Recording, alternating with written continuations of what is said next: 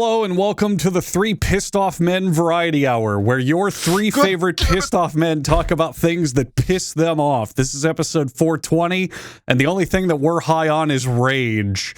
All right, so this wasn't even one of my topics or anything I wanted to talk about, but this came up organically as we all spied on Kaya's Twitter scrolling. The anime game Zenless Zone Zero apparently like moderately censored some models in game. Okay, so here's what happened, right? This is one of those gacha go games. Ahead, Jackson. Anime, you know all about the Gooner stuff. Games. This is your wheelhouse. I get so angry about this shit, and probably not in the way that gamers expect me to get angry about it. But like, so it's one of those gacha games, one of those anime waifu gacha games where you spend a bunch of money collecting various models of Genshin anime Impact, babes. Same shit. There's a million. I was watching the Game Awards run the other day, and literally every third trailer was a new one of these fucking games. They're all the same. Anyway, so Zenless Zone Zero, or whatever the fuck this one's called, though, has been put under heavy scrutiny by capital G gamers lately because they decided to enforce strict censorship in the game. My boys, it's censorship. You may be wondering how, and it's because they removed the ability to look up the character skirts when you go low to the ground and, you know, pan the camera up. They removed the ability to see up skirts. Oh, wow. Now there's rage. All right, so I wanted to extrapolate this into a broader topic, and this has been around for a long time, but I think Overwatch was the first game that really incited this fucking blood boil within me. Do you remember the same exact thing happened with Tracer in Overwatch, where she used to have some animations that were kind of sexy? That was the very first argument. Remember they nerfed her ass or something? They nerfed her ass and her tits, and they changed her poses to try to be less sexy. I'm going to just say this, and this goes to every person on the planet, especially if you're listening and you relate to this in any way. Go watch porn. Yeah. Stop being so actually pathetic annoying. and embarrassing at any time. At any time, you can close the game and Google pornography of those characters. This is not illegal. You are allowed to do this. You know what I'm fucking sick and tired of? 90% of every video game conversation this year has been around how video game characters need to be more sexual, and we need to be able to goon to them more. And people are boycotting games because they can't goon to characters anymore. It's so fucking tiring. You can Just make watch sexy porn. characters and have fan service. Fine. A lot of people want to play a game and go, I want to play as a hot woman or this or that. Fine. Whatever fantasy floats your boat. But like, don't bitch that they're not making outright hardcore fucking in their game for you, or nude model posing. That's not what the game ever will be. Yeah, that's what the entire game is based around, is like making sure that you can see upskirts of the characters you're playing and see their fucking digital pussies. Like, who the fuck cares? Go watch porn, or just go look up Rule 34 of that character if you're that fucking porn-brained. It's so embarrassing. Like if the developers are changing it, go to the source, get the actual porn and nudity. You can do it. It's out there. Kaya says this all the time, and I agree in this sense that we need to bring shame back. Like, I cannot imagine 10 years ago people going around and saying, "Yeah, I jerk off to Tracer," or "Yeah, I want my video game characters sexier and their tits out and stuff." Like, saying that in public. You would get laughed at, surely, and now it's just normal. Oh yeah, certainly. Yeah. I like this because Jackson sent me the link to a Reddit thread on this thing, and I actually giggled out loud when I read this, saying that so they're speculating that this is because of Chinese censorship. So maybe to get like an age rating, they just had to disable you being able to look up the girls' skirts. Yeah, they don't have any like moral obligation or moral like obviously they don't care if there's sexual content in their games because they've been doing it for 10 years, but if it means more people will play and spend more money on their fucking digital wardrobe dress up game, then yeah, of course they're going to remove the upskirt. The company just wants money no matter what. Like that's the company's stance. It's always going to be the end goal. But what also runs in this same fucking cesspool that's just pathetic, it's just the dregs of humanity, is how paper thin these characters are. So I a while back, a couple years ago by now I think, I played Genshin Impact for a bit on stream. And the bit was, I went to the store, and I spent money in front of Twitch chat, and I never played the game. And all I did was just piss off like waifu fanboys and whatnot by going, wow, look, I got this super rare secret character. Oh, well, I'll never play as her. And I fucking like deleted my account right after. And what I noticed in that game, and I can't imagine Zenless Zero or any of those other games are any different, is they're just one-dimensional checkbox characters. Here's a girl, and she's a chef. Every line in the game is about how she cooks. She makes jokes about cooking. I don't think it's meant to be that deep. No, anyway, I was going to read this bit real quick. Is also there's a movement in China against having male characters in gachas at all, even among NPCs. I mean, that says it all, right? That says it all. This is all just fucking porn. It's just porn for fucking people who are too... Like, I really think that they're too, like, porn addicted to just go watch porn, so they've got to find new ways to get their fix, or they need porn and everything to get their fix. So that's why they want it in their games so hard. Yeah. It's just loneliness, but they put it into, like, new stereotypes for women, like going back to the cooking girl. It's like, oh, she likes cooking, therefore obviously in real life all she'd ever care about is cooking, and all she'd ever talk about is cooking and cooking jokes and cooking references and saying how everything relates to a recipe she knows. It's a trend I see in anime as a whole, where these factories for different shows or games or what the fuck ever think that women have one part of their personality and it dictates their entire life and every sentence that comes out of their mouth. And I don't understand how lonely you have to be to fall for that shit. Like, it's really, really bad. Well, if that's the goal, terrible. If that's the intent, is like making these characters as like two-dimensional as possible, these females, because they're literally just like spank material, like you're just meant to come to them. Mm-hmm. There is literally no difference to porn then, like we said. So like, why not just go watch porn if that's the entire goal? Exactly. Porn games aren't even new. I don't understand how you could. Yeah, but these aren't porn games. I could kind of understand going and playing a porn game where there's like full-on explicit porn in it. This is just like, you slightly see panty shots when you look up their skirt. And to that credit, porn games have gotten really good. I play them for YouTube every now and then, and let me tell you, like 5-6 years ago, they used to be just like absolute throwaway, fucking broken English garbage, just flash animations, whatever. But now, hop on Steam, click adults only, you'll still see some cheap, rushed garbage, but man, there's like whole platformers that rival fucking Mario and Mega Man. There's Metroidvanias. There's gigantic, sprawling choose-your-own adventures, and they're all porn. And it's just a regular game with porn in it, and they're there. You can get both if you want both. You don't have to settle for this half-baked shit. Steam and video games are absolutely catching up to how like porn-addicted society has become. Not to sound like the joke or anything, but like if you go on the new and trending list right now on Steam, let me count it. 1, 2, 3, 4, 5. So 5 out of 10 of the new and trending are porn games. That's insane to me how quickly this is changed. Like across every category.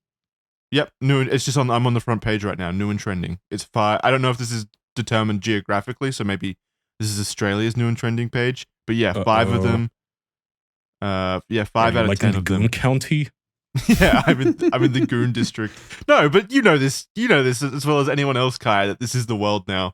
Like everything is so hypersexualized. I mean, it's always been hypersexualized. Don't get me wrong, but I feel like we're in a new era of goonery. Well, yeah, I mean, for sure, this isn't healthy. Listen to this guy type rather. Combat mode and Wipeout screen still has all angles. Tested on Ellen Joe. Same with some character agent screens, like Ellen again having brief panty shot animation.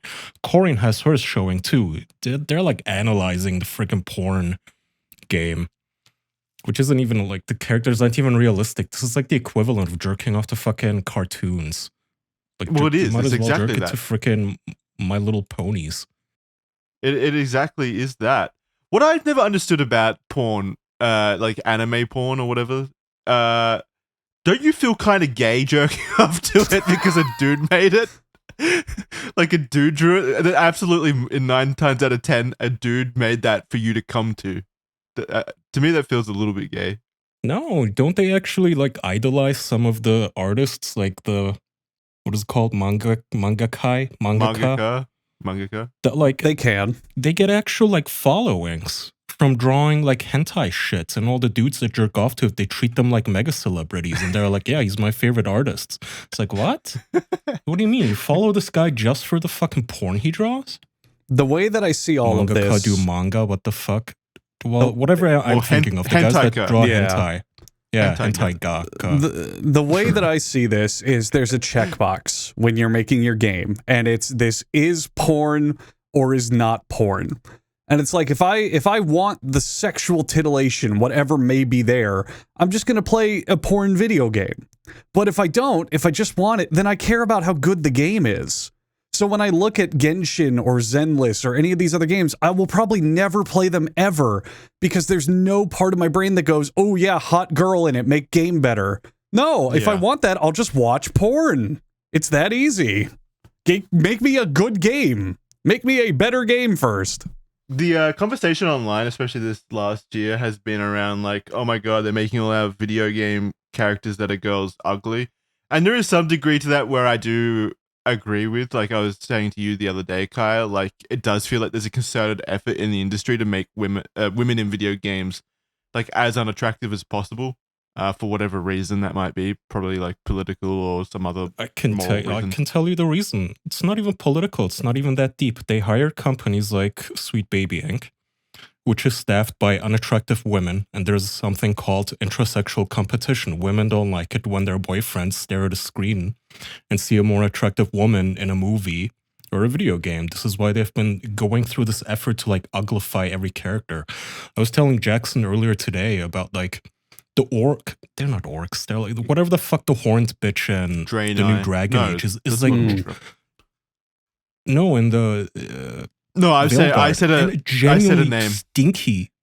Oh, yeah, she's actually like stinky to look at, like unpleasant. I genuinely couldn't play that fucking game. It's not because I'm like porn brained and I need them to be supermodels, but you're overcorrecting in the other direction now, where like you're going out of your way to purposefully make them ugly. Yes. And unpleasant to look at. Like, there's like a smell emanating from my screen because she has like a unibrow and a 5 o'clock shadow mustache. It's like, what the fuck? There is a balance. When I play a video game, I enjoy the fantasy element. I not only enjoy if my women are hot and kick ass, but I want my men to be shirtless and buff and fucking punching boulders with their fists. That part's awesome. No, I get into the immersion angles of things. I do enjoy getting into the world that my games craft or the fantasy that they're going for. I do follow along that, like Dungeons and Dragons role-playing type shit. But I want it to apply to everything, not just make the women super jack-offable or going in the other direction, which is make everything normal like ugly. Reality and ugly. There is a balance, you know? But I feel, but that was my point. I feel like the conversation is, the conversation itself has shifted too far away from finding that perfect middle ground where, you know, there's attractive women in games and there's unattractive women in games and there's attractive men in games and there's unattractive men in games. Now it's literally if there's a woman in game and she's not showing off her tits within the first 3 seconds of the trailer, then this is woke DEI slop. Like the fucking the new Witcher trailer, like as soon as I saw it, I was like, I know what the conversation online is going to be for the entire pre-release cycle of The Witcher 4 now. It's going to be about how Ciri, they wokeified Ciri because she looks slightly older than she did in Witcher 3. Like, it's just... It's always such a boring conversation. It's always two games that fall into the opposite ends of the angle.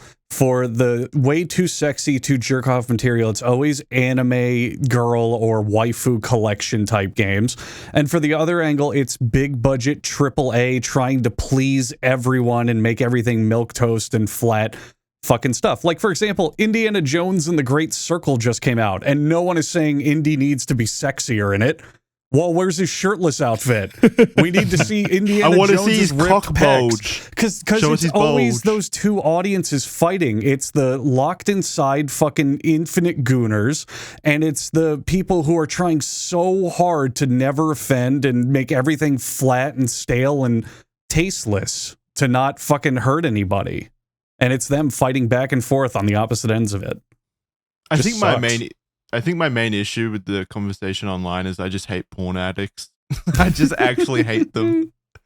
Like it is such like maladjusted porn affected behavior that I see constantly. It's also Did you guys see always. Go ahead, Kai. I was gonna say, I think Jackson saw it. I don't know if you did, Andrew, but like Sydney Sweeney, some paparazzi took photos of her at just her That's my point. crib, and she wasn't dolled up all the way, and she wasn't like had a professional photo taken with filters on it and shit. So she just looks human. And the Discord was, this should be illegal. Yeah, they're tricking us. Women are tricking us. Women are tricking us because of makeup. Oh my god, it kills me. This is like it's porn addicted behavior. That's all. This is their only interaction with women. Is these hyper perfect Korean creations in their video games as well as like porn. So that's their maladjusted view of women. It is definitely a double standard in society. You have women who are judged by against 10 out of 10 supermodels and fictional hentai characters. And meanwhile, to give a counterexample, let's take Devil May Cry, for example. Devil May Cry's men, Dante, Virgil, Nero, I have seen throughout the annals of time be regarded as the most fuckable, pretty boy, handsome, perfect romantic men on the planet. Women fall and swoon for them left and right. I've seen so many fan fictions and fan pictures and ships. Everyone loves the Devil May Cry guys. Never once has a single one of their games said, they're too sexy, tone it down, put a shirt on them. It's just because we have this fucking degenerate male audience who want these perfect women. And the opposite as well, fighting to not objectify women. But the men, it never happens. No one cares about the men. Make them as sexy as you want. Doesn't matter. Who gives a shit? No, nobody cares because men don't feel that way. It's very different. Like when a guy looks at a movie screen and he sees like Rambo completely ripped, you think, badass, I want to be that. Yeah, pretty much. For women, it doesn't work that way. When a woman looks like at a video game and Tracer has a nicer ass than her, she gets pissed. You got to remove that. Okay, if I don't get compliments on my ass, then neither is that bitch. Isn't it possible that there are some women that look at that, like let's say the Overwatch character Tracer, they look at their ass and then they think about how this is going to reinforce the behavior that leads to them being called fucking lying sluts because they refuse, like they don't wear makeup in one picture or whatever. Like it does reinforce that kind of behavior where. Like everyone objectifies and sees women as objects now because every woman in content is hypersexualized. So this ties back. It is cultural stereotyping. It is, but you do see it play out often enough to comment on it. But it all ties back to an inherent difference in sexes. Where a long while ago, I brought up that study that Lego did, where they wanted to see what toys boys play with and what toys girls play with. And they found that the number one deciding factor was boys wanted things they would become, whereas girls wanted toys they could project themselves onto. So boys like superheroes and monsters and dragons and fantasy stuff because they're like, whoa, I want to be that. I want to be a fantasy hero. I want to be a superhero. I want to be like Batman. Whereas girls often say, well, I want Barbie because she's like me. She has these problems that I have. She has these friends that I have. She goes to the mall like I do. She wears the makeup that I do. I want this doll because it looks like me.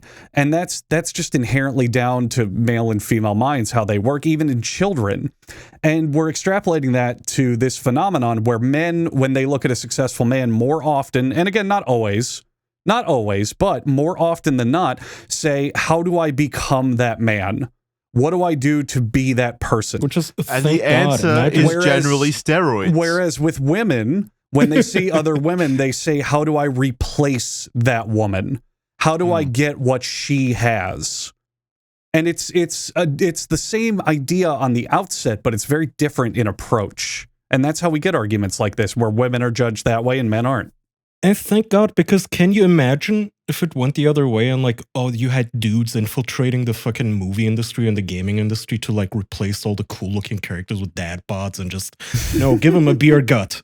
Raiden cannot have a six pack. Fuck you. It's unrealistic. It's like, well, I mean, that would be pathetic to do. I wouldn't fucking, but this is the difference, right? If that did happen and Rambo came out and he was played by, someone in a wheelchair or someone who, I don't know, wasn't perfect in every single way conceivable.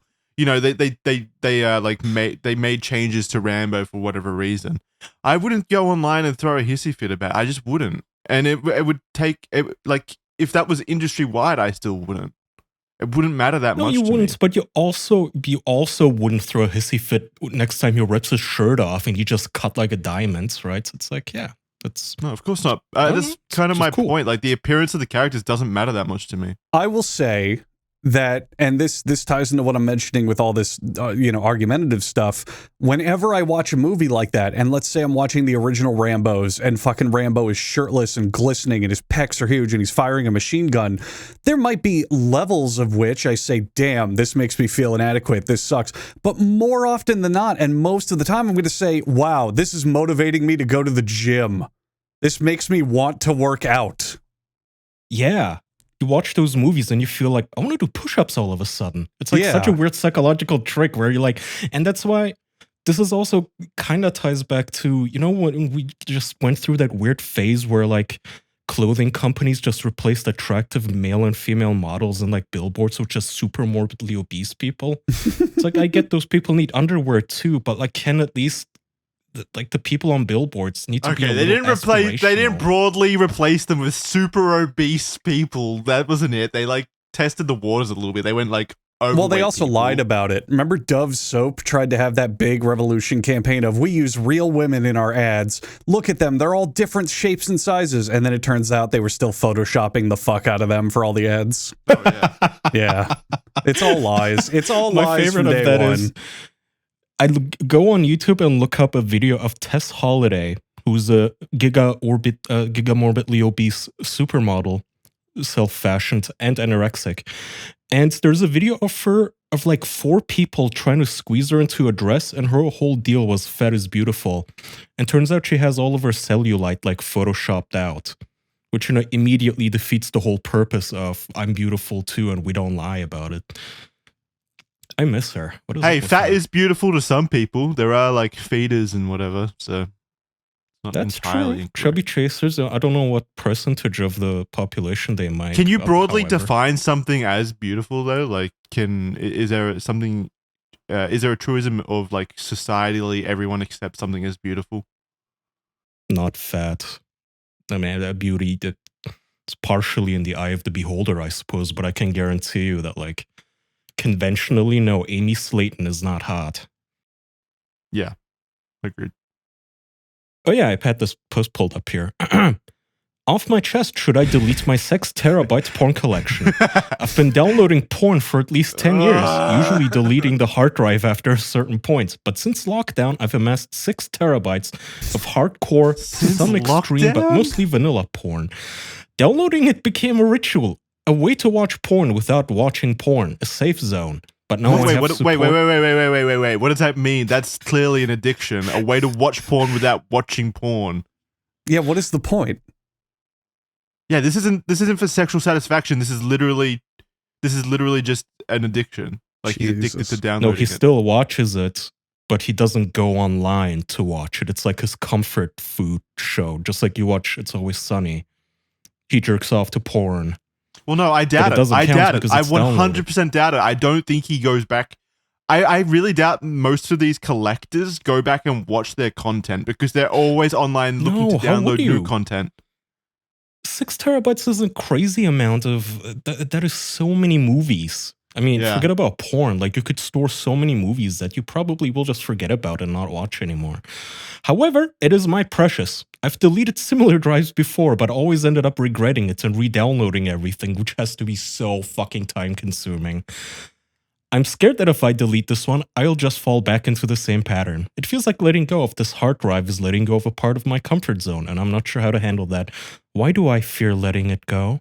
Why am I so afraid of not being able to watch porn ever again? No, I won't stream. If I'm to watch porn, I want HQ, so download. It's been such a huge part of my life and coping mechanism. Okay, so Kaya, remember, just context. Remember that every single person now that you see online that argues about how you can't upskirt in Genshin Impact anymore or whatever, these are the same people, 100%. These are the same types of people. It's these kind of porn addicted, maladjusted people. 6 terabytes is such a tedious amount of like shit to manage too. Do you Somebody guys actually download asked porn at AI all? how much video that is. No, why would download I? porn? I have the internet. This is crazy. This is crazy behavior. That's such a waste of space. What is more abundant on Earth? This is why I will never be a billionaire, because I still do not understand the business model of fucking OnlyFans, of how people still pay for boobs on the internet when Now you can that like one- get it anywhere. I get that one get. because they're interacting with the people. Yeah, they get Or they some level, believe they no are. matter how minute it is, of connection to the person doing it. And if I'm being honest, as let's say exploitative that it is to kind of prey on men's desire for connection like that, I would prefer that they get some level of attention or feel like they have some level of connection to a real person as opposed to a video game character. Like, Who's like her just broadly manager speaking. or her boyfriend messaging you? Yeah, It's not but at her least they sitting think- down and talking back to you. yeah, at least they think it's the person though. That's so sad. That's it. That I makes it know even it's sad. This is sadder. all sad. It's all sad. Porn addiction is sad. Yes, 100%. But I would prefer they be porn addicted to that instead of spending millions of dollars anyway on gacha games and feeling a connection to something that isn't real in of itself. I would That they know prefer isn't real. they spend millions of dollars on a good game and not a game very clearly just slapping every checkbox they can at you to get your money. I mean, how do you spend money on whatever fixes porn addiction? I don't know what does though, because it's so Just fixing culturally addiction in acceptable general, Mr. Pokies in every goddamn restaurant and Yeah, I don't know convention how you- center. Are Yeah, you guys you're one addicted to to anything? talk. Have you ever dealt with addiction to some degree? I've dealt with it in the family, but not I have an personally. addictive personality, but it's for like just harmless shit like coffee, which is my one, like, I wouldn't even call it a vice. Because if you just drink coffee black, I guess it Yeah. keeps you up like a Well, yeah, fucking- but porn addicts wouldn't call porn a vice either, probably. So you're the same. Well, caffeine Yeah, has an true. actual physical dependency element, though. If you stop it, you will physically have symptoms, is the difference, you know? I don't have symptoms. I just really like the taste. I would say soda is probably the only thing that I'm addicted Oh to. yeah, okay, me too. I have to confess I have a penchant for Nah. Coke Zero, unfortunately. I don't have any Yeah, of those, true. my friends. I'm sorry to tell you. You don't have any addiction? Oh my god, You're the perfect man. When I was a kid, I used to have like really bad obsessive tendencies. So, like, let's say I was playing, I don't know, Counter-Strike. I would spend literally hours researching like damage spreadsheets and numbers and breakdowns going, yes, this is. though. Yeah, Yeah, exactly. same. And kids tend to do that to a degree because they don't have diverse hobbies. But I would do it for hours and hours and hours and loved it, just like analyzing numbers and running tests and shit and like games and hobbies I had. I don't nearly do that as much anymore now, but that was the only time I had like an addiction, because if it didn't feel perfect, I'd have to go back and like correct it for just hours and hours. And I just felt addicted to like optimizing whatever games I was playing. Shit like that. Not these days. I don't ever do anything remotely like that. That's way cooler than You porn. were So a do you gamer. feel like you were ever addicted to porn at any period of your life? No, probably not. Because like to you me, could once start- you, No. Okay. you know, you got to masturbate, and then once you come, it's like, oh, I really just don't care anymore at all. Yeah, it's not like you're downloading Well, the though- files. These addicts, they don't just jerk off and get it over with, though. I think they their genuinely sit entire down life. and have like 5-hour goon sessions. Yeah. Yeah. They literally edge themselves all day without like actually just, okay, I've come, I got the fucking poison out. Now I can go back to whatever, having a productive day. But I don't think they do that. So It's sex like you don't have a porn download ritual.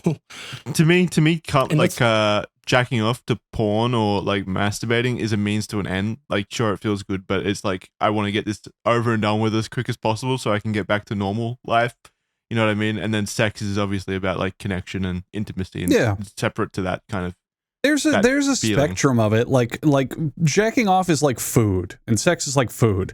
Sometimes, yeah, you want to you plan something nice, maybe a romantic evening with someone, or a long edging session, or oh, you bought a new sex toy, you're gonna try it out. And then other times it's just, nah, I'm just hungry, I just have an urge, I'm gonna jack off and go about my day. But it never should really turn into this entire life dedication, you know? Well, I think the addictive element is when you start jacking off to jack off as opposed to having an urge. Let's say, like, the natural urge is like, oh, my balls are heavy now, and I'm feeling that tickle, and I need to come. And they're so heavy. Fuck, I gotta do something. You use porn as the supplementary material to aid you to completion. Sound very like clinical, but yeah, that as opposed to when it's an addiction, you're like, oh, I'm not doing anything at the moment.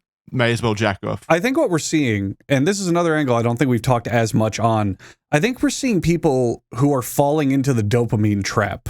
Yes, the short dopamine hit trap that we're seeing more and more now with like I get it too. Shorts, infinite internet content, and all sorts of other dopamine hits out there like vapes, gambling, crypto, what the fuck ever it might be. I get it. You have people who just don't develop a personality and hobbies, so all they really have is porn. I don't think it's that, Andrew. I think it's like a state of the times. Like people are now, we know this, more lonelier than ever due to social media and stuff, and comparing themselves to people's lives online, which make their lives themselves look worse. Yeah. So everyone is like broadly sad. Life isn't doing great at the moment, so we're under like financial pressure. Their only outlet is literally coming. The only thing in their lives that feels good and that they can do easily is to ejaculate. It doesn't cost money, by the way, so there's no like barrier to entry. Well, no. Imagine if you got charged every time forgot. you came. I forgot. Yeah, I was vaping for a while there. Although I never felt like an urge for nicotine, I never got it. It actually kind of made me sick, so I always used the very lowest dose available. I think it was more of like a just oral fixation, just as lame as it sounds, blowing fat clouds. So to stop yourself from sucking dicks, you started vaping instead? I mean, that's what my wife said, and she slowly bullied me out of it by calling me slurs every time I picked it up, and it actually worked. I was ashamed of vaping. I was like, yeah, you're right. See, shame works. It does. Until it becomes... There is such a thing as like a shame spiral, where you shame someone so hard that they just then spiral into more degenerate behavior due to it. So there's about finding the right balance. Gambling is the one that scares me, by the way. Still, I was every single time I sent Jackson like news that I come across about gambling addicts in Australia, because it is such a hotbed of like how scummy the casinos are, where they just literally assign you like agents to follow you around and spoil you and make you feel special and take you out on their yachts. And yes, sir, spend all of your money with us, money that we know you don't have, and you took out a loan in your wife's name, and you're going to kill yourself. And so I'm really glad I'm like completely immune to that one. Maybe I'm the chosen one. Maybe I need to rescue Australia. Would you be fine with a gambling ban? I don't think it would ever in a trillion years happen. No, because it's too much money generated by it. But like, also people want it too badly. Like you would never. It's the same with alcohol. Everyone thought, alcohol ban, good idea, prohibition, because it's just bad for you and people die. Look how well that went. Shit lasted, I think, less than a year before they were like, no, alcohol's legal again. Stop all this. This is stupid. Because like everyone hated it. It's not the wooden work angle that, like, obviously you can't prevent everything when you ban something, but it would reduce it down like 99% of it. Whereas I think there was a point that there was no point to banning alcohol, because I just don't think alcohol is as harmful as gambling. I really think gambling is one of the most harmful things we have at the moment. I'm going to take the opposite route and say I fully disagree with that, because with alcohol, you drunk drive, you kill other people.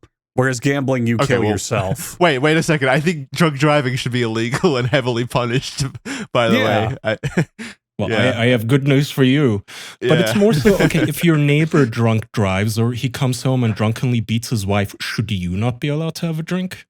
If you can handle it and they can't, maybe vices should just have like a fucking driver's license test or something where like, okay, how much liquor can you handle before you turn into a maniac? If I gamble full responsibly, if I never have an issue with gambling, I know my limits and I have a ton of fun doing it, should it be illegal for me? No. Yeah, that's a good point. What about just gambling limits then? That would make sense. Don't they have that? I thought you guys had like preloaded cards or something that would put a limit on people. No, that's just to make it easier. All? That's just to make it easier for people to spend money. They don't have to carry cash. They can load up their cards with as much money. You get a gambling license, but everyone in your life has to sign off on it. Like your wife's signature is required, and your mom's, and it's public. Make the losses public too. Like there's a database of your losses. How would that help? They're just gonna make more people kill themselves. Yeah, that wouldn't help at all. The money's already gone. You have to have lost the money to get a loss. Well, no, there is such a thing with gamblers where they, and this is the most insidious part of gambling to me. Yeah, is where they hide it from their loved ones and stuff. And that's an addiction. That applies to every addiction, porn and alcohol and all that shit. They hide it from their loved ones. That's one of the classic steps of addiction. That's not just gambling though. But with gambling, with porn addiction, it fucks up like the interpersonal relationships and stuff, but I really feel like hiding the gambling element is way more insidious because you're technically stealing money from your spouse at that point and siphoning into other things, which has a bit more of an impact in my opinion. So your spouse and from your children too, by the way. Sorry, Andrew. You're fine. Before I forget, I was reading an article that like children are now being victims of identity theft, and the most likely culprit is usually the parents. Taking out loans. About that. Yeah, I've seen because stuff like that. When the baby is born, they give it a new social security number, and then sometimes the mom uses it to like establish a line of credit, and then uses the money to buy drugs and gamble. How do you do that? How do you take out a loan as a baby? Babies have perfect credit. They've never had any debt. They're really great candidates. They get the highest rates. Do they not investigate who they're giving the money to, like the loans to? Like, hey, babies can do a thumbprint on a document. They can sign their name if they smack the pen really hard. That's crazy that's even a possibility. I feel like there should be like safeguards in the in the system to stop that from happening. You can get a credit card pretty easily in the US if you just settle for a really shitty like interest rates. Like lots of websites will actually throw credit cards at you as long as you're willing to settle for like a super predatory deal. Yeah. There's also no limit on how many credit cards you can get. You can get hundreds and hundreds and it doesn't change anything. As long as they consent to giving you one. As long as they consent to giving you the loan. Yeah. I read a story a few years ago, like a long time ago, when I was getting my first credit cards, about a dude who just gets credit cards for fun. Like he entered a bet with one of his friends back in the 90s, and they're still doing it to this day, where they just sign up for every single credit card they can and keep them in boxes in their houses. And that's it. That's just all they do. They just have thousands of credit cards in their name. I know people do credit card churning for like aircraft or airline points or whatever. They do a lot of that. That's a strategy that people use. But yeah, I don't understand if you're not in a vulnerable financial position where you need money, churning's basically a job. Churning's like a whole job. Like, I really want to spend my time filing paperwork for fun and getting credit checks. That sucks. No, thank you. Yeah. Well, it's to get airline points in the airline case. It's an entire job. The guy who signs up for credit cards just for funsies. Oh, that was like a bet kind of thing, like a life goal, I think. I may have read it like on Guinness Records or some shit. Life goal. All right, real quick, before I forget, just a quick word from the sponsors of this episode. You can protect yourself, as I do, with ExpressVPN on all of your devices.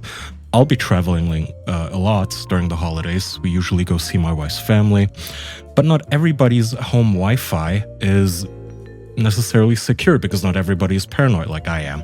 But I don't have to worry about that because I have ExpressVPN on my laptop, on my phone. Hell, I'm a little extra, so I even have it on my Steam Deck because at the end of the day, it's just Linux. You can download it there too. Easy download, pretty much a one-click app. You click the button and you're connected to one of their secure servers through which all of your traffic is routed. And by the way, proven in court that they do not keep any logs on your activities, so go nuts. Don't commit crimes, obviously, but, go nuts. And you can get this deal if you go to our proven URL, which you probably know by now, expressvpn.com/official for an extra 3 months on the yearly deal, which You should honestly get the 2-year deal, which is an even better deal, but up to you. expressvpn.com/official. That's EXPRESS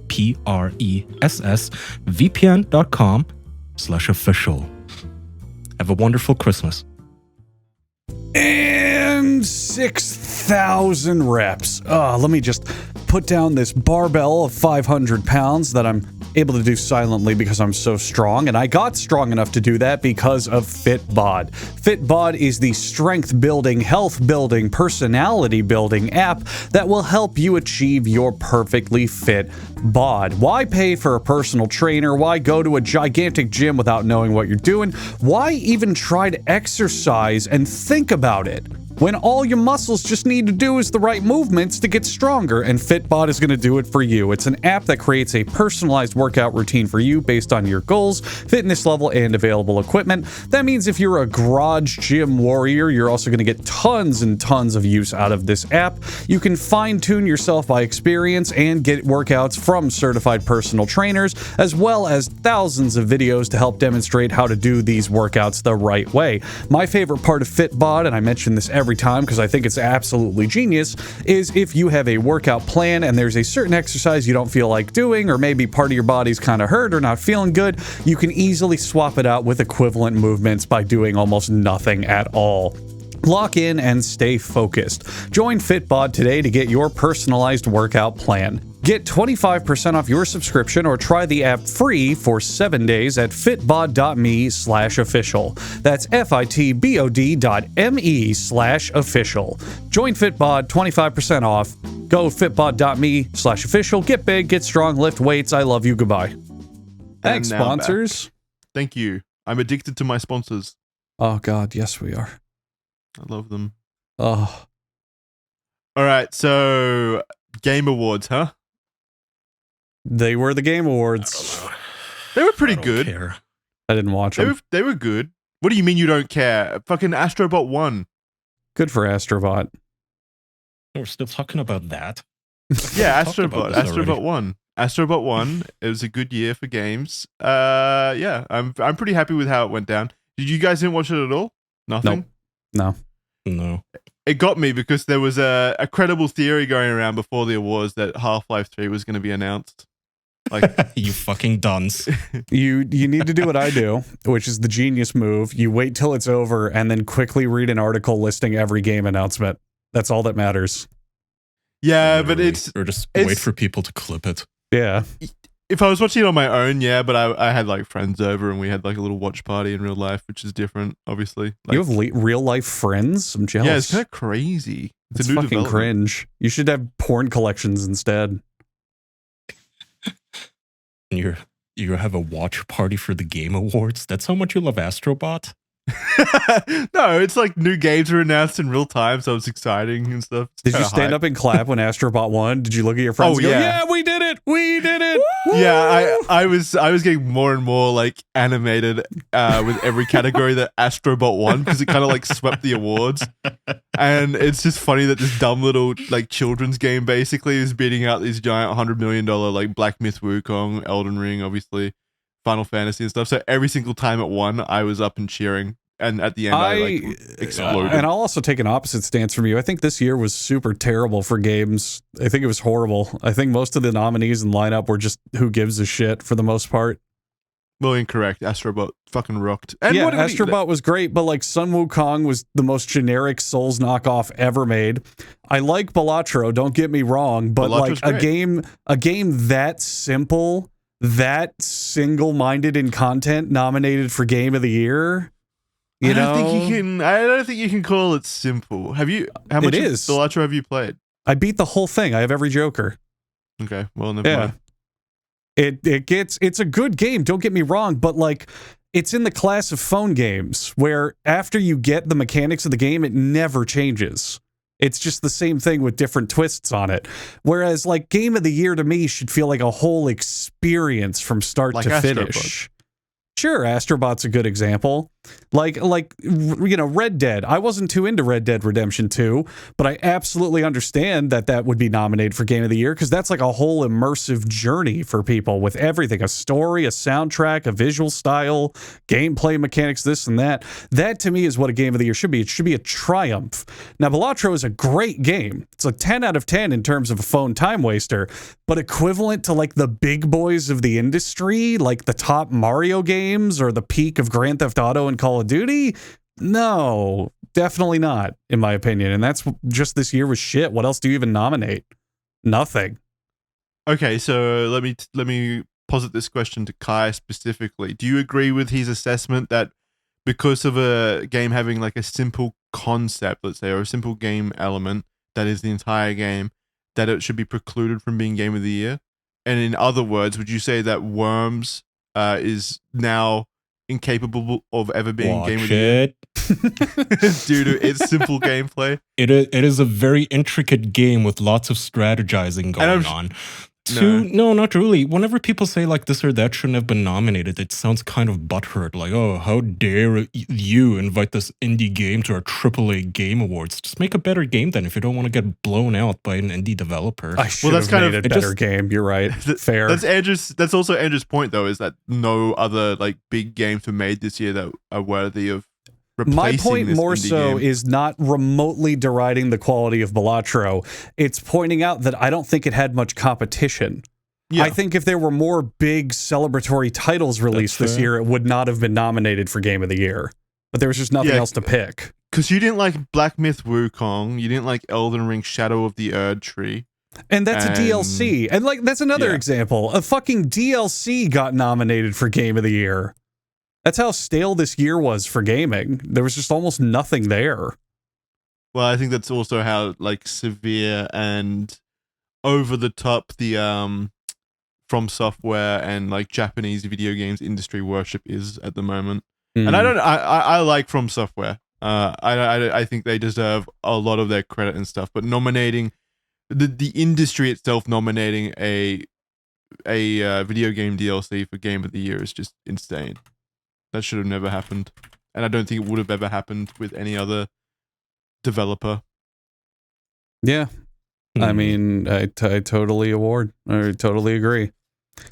So here, to give you an example, I've got the list here of the previous nominees, right?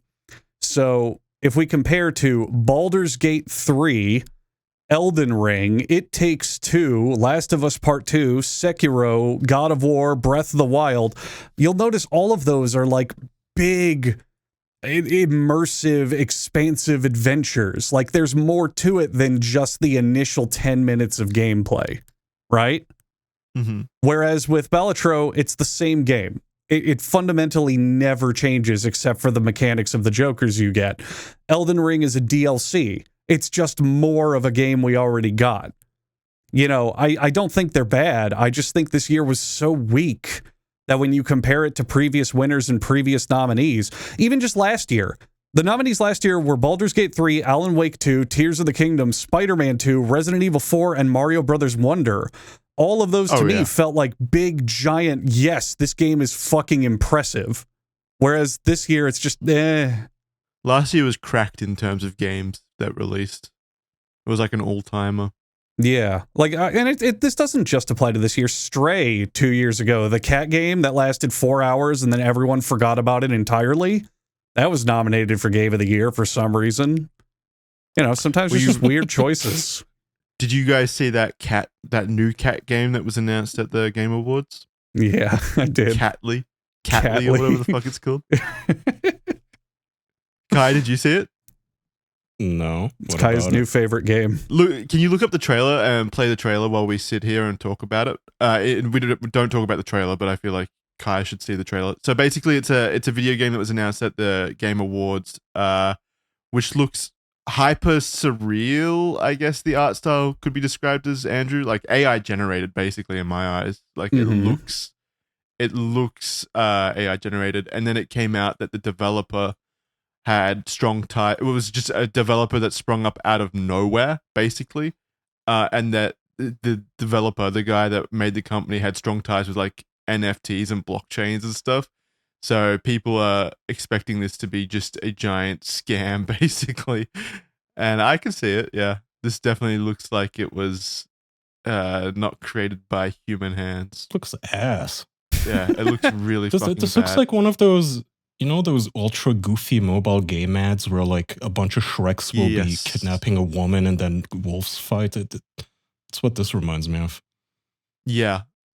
And yeah, so it came out that the developer obviously was not the most trustworthy individual, which I don't understand how this made it to the show then. How did no one at the Game Awards do enough research into this? Or do they just accept anyone that pays the money to... I would say money. Yes. I don't think they verify. I don't think they really care. It was funny that Jeff Keighley, like, he knew that people were expecting like Half-Life 3 levels of announcements from this Game Awards. And that's probably why it broke viewership records and stuff. And he started tearing up at the end as he said, like, you know, the games industry has all been leading to this moment. I can't wait to announce this next thing. I'm so fortunate to be able to announce this next thing. And that's what I actually started to believe. Like, I went in thinking that there's no way Half-Life 3 would be announced. But when he started, like, tearing up and choking up and being like, you know, I could never believe that this was going to happen. You know, everyone's been waiting for this forever. And I was like, holy shit, they're actually going to announce Half-Life 3. Like, Gabe's going to fucking, you know, parachute in with you know, holding a orange box 2 with all 4 games, like Portal 3, Left 4 Dead 3, all of them being announced at the same time or something, just due to the way that Jeff Keighley was like hyping this shit up. And then the drummer comes out and starts drumming, and they announce instead that Okami, the PS like 2 game, I think it was, maybe PS1 game, is getting a sequel. Fuck the yeah, Japanese it is. Game Extremely like excited for that. 2002. If you're not, you're an idiot. The game is cool as fuck. It's a good game. Like, the Okami is obviously a massive cult classic, and people are really looking forward to it. But at the same time, Jeff knew what he was doing there. Now, Jackson, you also failed to mention the funniest part of the Catley announcement. What? It is developed and published by the same studio, and the one that sprung up overnight just for Catley is named Super Authentic. You know, the super authentic real game studio called Super Authentic. Totally not a scam. Absolutely a real video game. Does that say for the Apple Watch at the end there? Yeah, it also advertises you can play it on the Apple Watch is another big detail.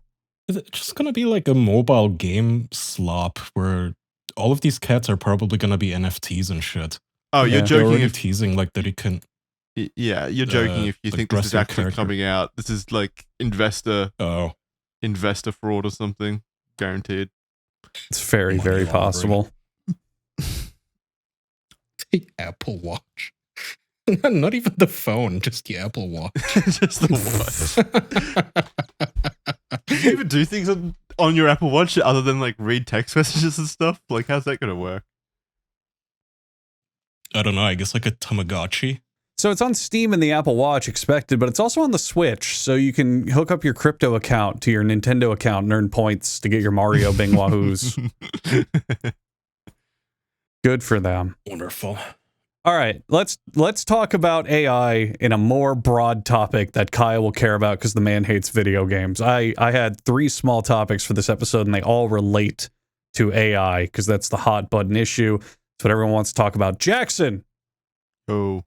I was driving in Orlando recently on I-4, the big major highway in Florida that connects Tampa to Orlando. And there's a place that you might be familiar with from when you came to America. Do you know Universal? what I might be talking about? No. Dino World. Dino World in Orlando. And Jackson, I hate to tell you this, they have new billboards up called Santa is at Dino World. And it's like Santa Claus, you know, Christmas thing.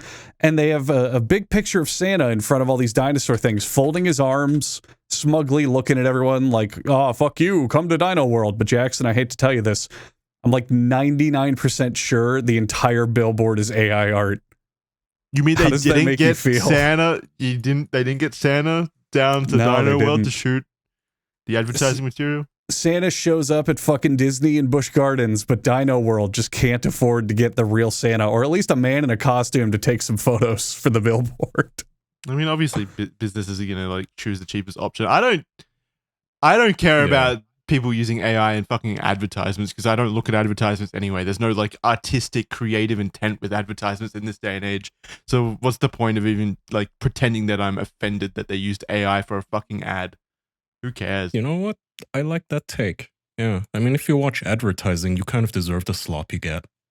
Well, this was a billboard on the highway. Keep in mind, it's just in my view. Like I can't I can't close my eyes and go, I'm not looking, I'm not looking. Just look at the fucking road. What the fuck are you doing staring at billboards? It was a really good attention-grabbing billboard. What can I say? Anyway, because you said you don't care, Jackson, did you see this video by Fiverr? That's where I was going with that, yeah. This is different. It's been a while. This is different. So, Kaya, play the audio for audio listeners. You don't need to see the video, but just know what you're about to hear, audio listeners. All the visuals accompanying it are AI generated. Every single one of them in this video.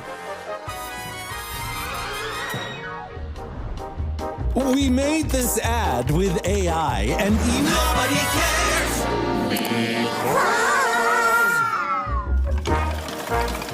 Nobody cares that you use AI. We get it. You used AI. We just care if it works. If it disrupts. Or comforts. Or makes a user dramatically cry. Oh, I love this. Did they use AI? Nobody cares. AI built this spot. Just make it work fast and I'll give it a shot. Your boss doesn't care. An ad was made with AI. That's TMI. She just wants ROI. Like a pen or a brush, AI is only a tool. So don't brag like a pro if you front like a fool. Just show what you did. Beyond that, nobody cares. Nobody cares that you use AI. They care about the results. For the best ones, hire Fiverr experts who've mastered every digital skill, including AI. Oh, by the way, did we mention this ad was made with AI? Nobody cares. So I just have to say right off the bat, obviously a big fuck you to many, many, many people. Fine, you're allowed to do that, Fiverr. Fiverr, let me ask you a question. Why are you the stupidest company to ever exist? Why would anyone ever use Fiverr when you just openly said you can get everything through AI that you're doing? Why would I pay you a single dollar? Aspirational levels of pettiness and just a random fuck you too. Like, why aren't fuck artists you. your main? Wait, what about fuck you to your own people fuck using you to Fiverr. Everybody. Fiverr's entire business model was find freelance artists and professionals, people with skills you don't have, video editors, artists, anything, musicians. Now they're just saying, yeah, hire people to use AI for you and do prompts. Why would I do that? I'm just going to generate the prompts myself. I don't need to pay you any money ever again. What's the point? Yeah, now I business decision. Now I know everyone it's so needlessly aggressive. No, go ahead. I was gonna say now I know that most people on Fiverr that I'm paying money for to use their services are just using AI. So like Andrew said, I could just use AI myself. Like we used to be sponsored by Fiverr.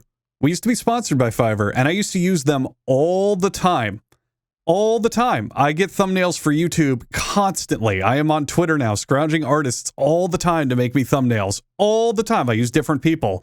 And now I just don't think I will ever use Fiverr ever again because, number one, I don't want AI stuff for that. And number two, why would I ever pay someone else to do it for me? All the tools are publicly available. What's the point? There's no point. You just killed your entire business. Digital experts. Whatever that means, they probably mean like a prompt engineer. It is odd. If I could like own this company, my decision would have been, okay, we're going to be a niche, like organic. Handmade, all human. Organic. 100% agree. We're going to be the website that is just, you go there for the artist himself. And if we ever detect that any of them use AI to draw your shit, we'll ban them. Or that. dispatch a drone, which ironically would be using AI to kill the person for using AI. But we use AI algorithms singularity. to detect if our members are using AI to create their work. Yeah, God. It's just so oddly like hostile. That's the part that kind of baffles me. Like this was so extra and unnecessary to make a whole musical note to tell people no one cares, which they're not wrong about. It's, you know, the average consumer doesn't give a fuck what their advertising slop is that they consume on fucking CNN or whatever. Well, the main focus of the advertisement was your employer won't care if you use AI to, you know, complete your work tasks. Yeah.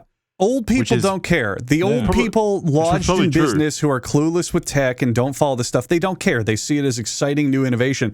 But the problem is this is also like a social media campaign they're running. And social media is dominated by young people. And the vast majority of them do care.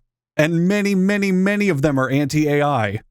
I don't know who this is for except an audience that's going to age out of your product very quickly.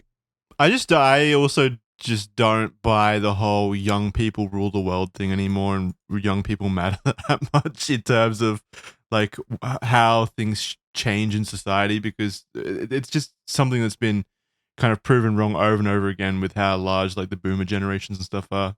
I think that this campaign is successful in the sense that we're talking about it. And that's always the case. Yeah, but like, not in a good way. Like, they're not going to get any users from our sites. Why would I pay them even $5 if I can just get my own ChatGPT subscription for like $20 or whatever it is now? Fiverr could have been on X. They could have been very smart. And Kaya, when I sent you to this before the show, I really like how you basically said this. You said they should have said we're only human. We're explicitly hiring freelancers for stuff. And we now are pivoting a bit to market to people who explicitly don't want to work with AI. And I think that would have been a great business model to capture a big sector of the internet that people are looking for, because now people are scrutinizing AI left and right. They have this defiancy in their ad where they're like, nobody cares, but there is a very large market of people who do care and do want things made by humans and not by AI. You're just shutting them out for nothing. Yeah, it is weird. I don't know. I do think that artists, kind of like digital artists, had to eat a little bit of humble pie, because for a while there, they got a little too smug about the whole, I can't even do fingers, ha ha ha. The only people who should be worried are like truck drivers and cashiers. Fuck you guys. But I think at this point, like, this is so unnecessarily fuck you-ish. Like, this is just a dick move to rub it in people's faces this much. I want to push back a little bit. So, Andrew, you're saying that like young people like obviously care about this, and that's why Fiverr should focus on that. Well, no, not that like simplistic. No, but I'm saying that there is a significant portion of consumers that are spending money on creations such as music, art, and online tools like editing and Photoshop that don't want AI. Well, people are definitely against AI, like young people on college campuses. It's apparently like the hottest, just the most vogue thing right now to just hate all AI. For sure, but because it's a popular cause. Yeah, I do wonder if that is a widespread belief, or as Fiverr puts it, maybe nobody outside of our internet sphere of what we see online, nobody in the real world cares about this, and they're the ones that they're aiming for. And the old people, or nobody in the real world gives a fuck. Like 30-year-olds or 40-year-olds are fine with paying for Fiverr to like pay for someone who knows how to use AI to generate stuff for them. Like maybe I'll tell you this much: they're all just gonna get like one shot by a Snapchat filter that 17-year-old girls like, and they don't give a fuck if it uses AI. They don't care. They just want to use their cute Apple emojis where you like type in a thing and then it generates a brand new emoji for you. Literally cannot fight against that. It is too convenient. I also still agree though that this ad was way too aggressive with whatever message they were pushing. Yeah. I don't see this generating them business. No, I really don't. If you wanted to tack it on to what you already offer, you could have a section of the website that says, oh, AI generators, AI prompters. Nothing wrong with that. Nothing wrong with making an ad that says we now offer AI. If you want to go down that direction, that's fine. But to do it in a way that says we're using AI and fuck you if you don't, I don't see how that helps anything at all. It's condescending as well. We have to get with the times, you guys, because it kind of sucks. We're sorry that a lot of you have been unemployed because, AI has already unemployed a bunch of people on Fiverr. I remember back in the day when you had to pay a guy on Fiverr $5 to get your podcast transcribed. And it would always take a couple of days. I don't know if you guys noticed, but on YouTube now, every video just has automatic subtitles. That unemployed people. No one's paying anybody to write subtitles anymore. The fill tool in various apps is just getting excellent. It's the little stuff that people are already using that are going to make the little difference between, I'm probably not going to pay some fucking Indian to listen to my podcast and then send me shitty subtitles a week later. I'll just use AI. Yeah, sorry. But it's like useful. It's also good for deaf people and stuff. But again, you don't have to say it like this. You don't have to say, I don't care about you. Fuck you. Die. This is way too aggressive. Why? What I'm trying to say with what I'm saying earlier is why cut off an entire part of your consumer base to promote to another? You can let's say you run a bakery. You can sit there and go, we offer cookies and sugar-free cookies for diabetics. Okay, great. Choice. You don't have to make a new campaign and say, all of our cookies now are sugar-free. And if you want the ones with sugar, go fuck yourself, idiot. We don't make those anymore. You can play to both sides, but they chose not to. It's also kind of like shooting itself in the foot and kind of like disproving its entire premise and core point, because this whole ad was generated with AI and it sucked. It sucked hard. Like it kind of immediately devalues their value proposition. Point. If you watch the video and pause it many times, it looks like shit. It's just a disgusting, ugly mess that's just hard to follow. Well, again, like if AI created the messaging of this video, then it got it wrong, like you said, Andrew. So why would I use AI then if it's still not at the level where? That's my point. We've crossed the event horizon, like a Skynet already running Fiverr now. Maybe God came up with this. Maybe an AI made the entire ad from the start. Like it, That's kind of what I was thinking. Like the marketing exec just went to ChatGPT and typed in, "Hey, we're advertising AI on our platform now. Make me a witty and funny and kind of snappy and eye-catching advertisement prompt to feed into other AI to make it." And then they're like, and then it AI, did. AI generated like, "Oh, you should make a musical called Nobody Cares because AI is so great and awesome." And that might have been. Nobody cares about not using it. And they're like, "Oh my God." Just typing in the prompts like, "No, make it cuntier. More. Again. More cunty. We hate people. Turn off more of the user base." But then the plot twist is in this fucking serialized TV drama that we're creating in our heads right now. The plot twist is the camera turns around and the user typing, like the marketing executive typing in the prompt, is also an AI. It's all AIs all the way to the top. I just also think this is such a terrible business move for Fiverr specifically, because what it's known for is explicitly finding people to help with your project, and now they're just outwardly saying, look, you're just going to get AI. So if you have any knowledge of AI generation, there's like no reason to use it anymore at all. So dumb. Very, very stupid ad. And that's why this episode is sponsored by Fiverr. Go to fiverr.com/official. I used to like be them, really man. awkward. Yeah, hopefully they don't sponsor us anymore. Yeah, they don't. They haven't for a long time. I don't care. I'll take their money. Yeah, I'm going to take back my words, but this just reminded me. Well, wait. If they send us a script for a sponsorship slot, we should just generate the ad using AI. I love that. And we should hire people on Fiverr to do it to prove that we use the service. Yeah, no chargebacks or whatever the fuck they make goods. No make goods for that. Yeah, fuck yeah. All right, so the year's ending, guys. It's coming to an end. We're 19th of December at the moment. I'm leaving in a day. The entire show is going on vacation until January 20th. The whole network is going on vacation until January 20th. So people out there won't be getting, consistent uploads. We'll still have a few uploads because we pre-prepared some episodes going up over that time period, but it won't be as active as possible. But I did want to pre-prepared. Huh? You can just say prepared. You can just use the word prepared. You don't have to say pre-prepared. Pre-prepared is fine. I'll keep using that word. Sounds cooler. That was a you heard the grammar Nazi in me. That was a ChatGPT script. That's why we got all these flubs. This whole last part of the episode is all ChatGPT. I wanted to look back at the year in review a little bit. What were your guys' most memorable moments of this year? Can I take a huge piss real quick? Sure, that's memorable. All right, I'll be right back. All right, now that you've thought about it, now that you're back, Andrew, what was your most memorable moment of the year? Probably about 2 minutes ago when I went to take that huge piss. I felt like I was saving that up all year. Monumental piss.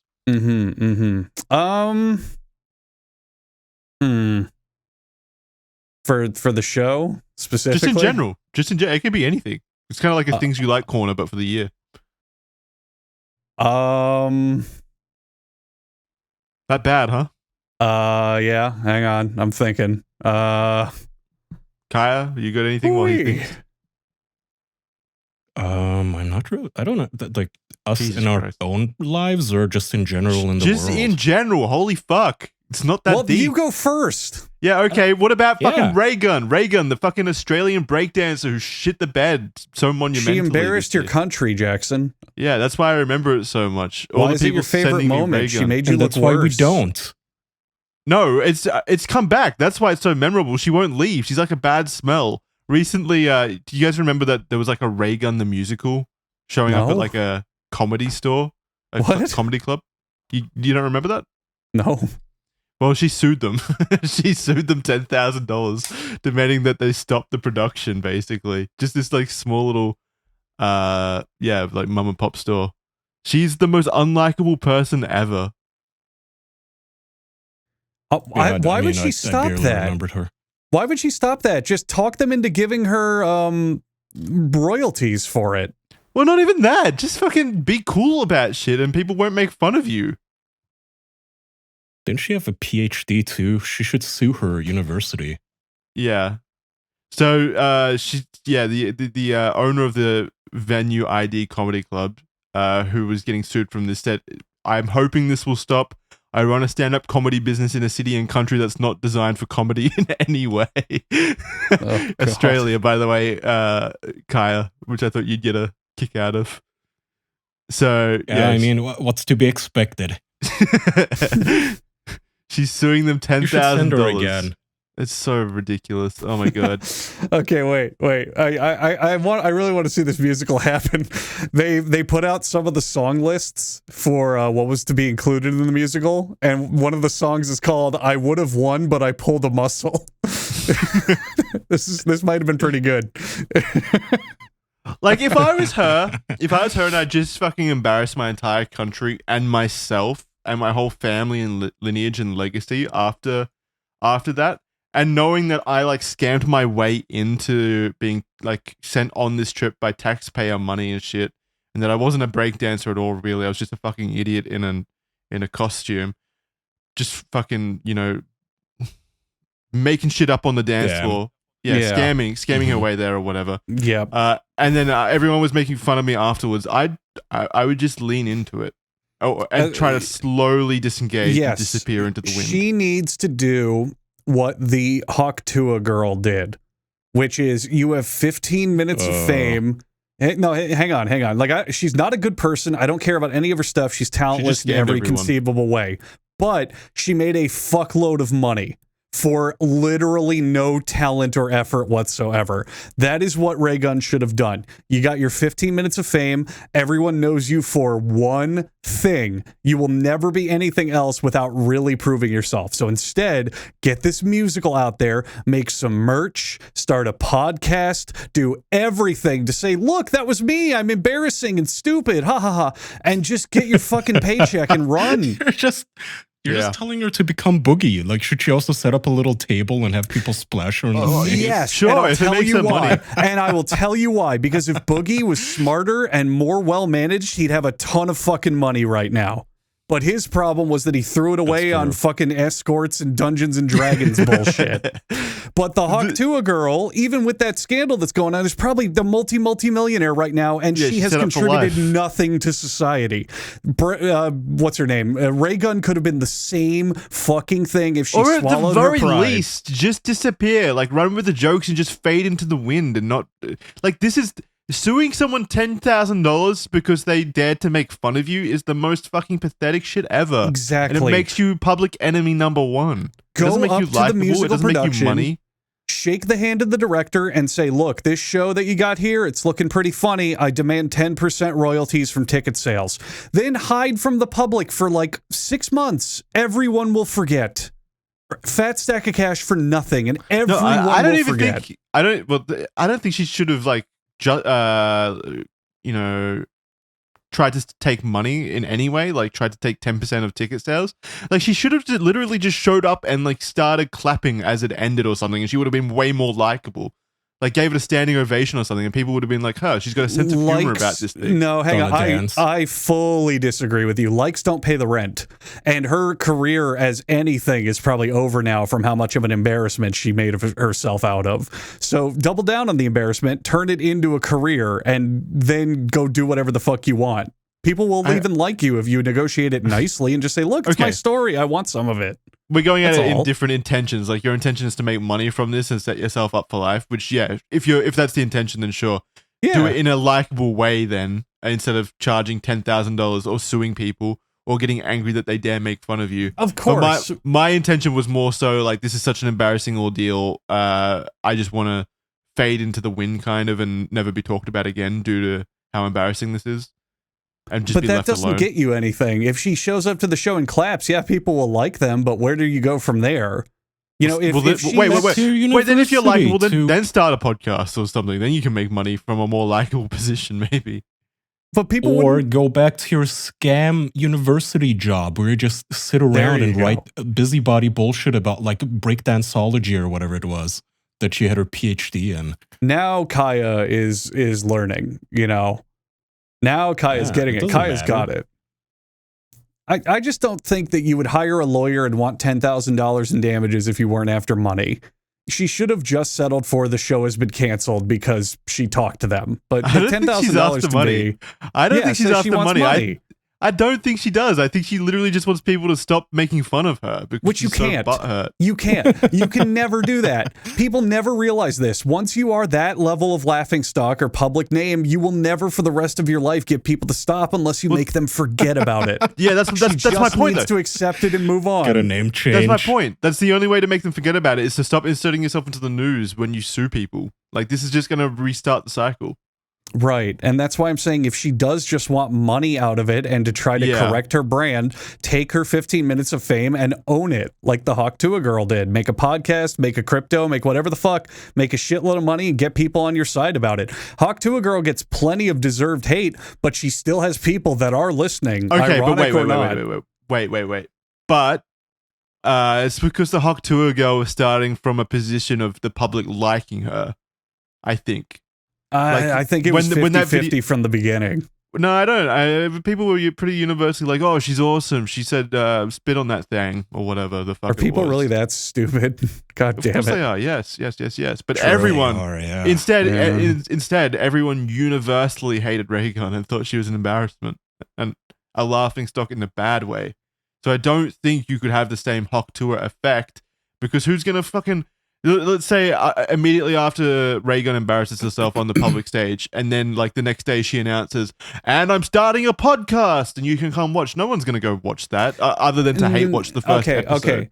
Podcast may be a bad idea, but a YouTube channel where she teaches people how to dance, people would absolutely watch that. 100%. See, Kaya's laughing. There's an audience for it right there. They'd hate watch it, but hate watch views are still views. She monetizes, makes a fuckload of money. And maybe even turns people around to her for some degree. You know, my big point is, if she has unscrupulous morals, if she's just trying to get money based off this and craft the image of how people see her, she could have gone about this in 100 better ways instead of just suing everything to shut it down. That's I'm watching her dance now. I forgot how fucking bad it is. Oh my god.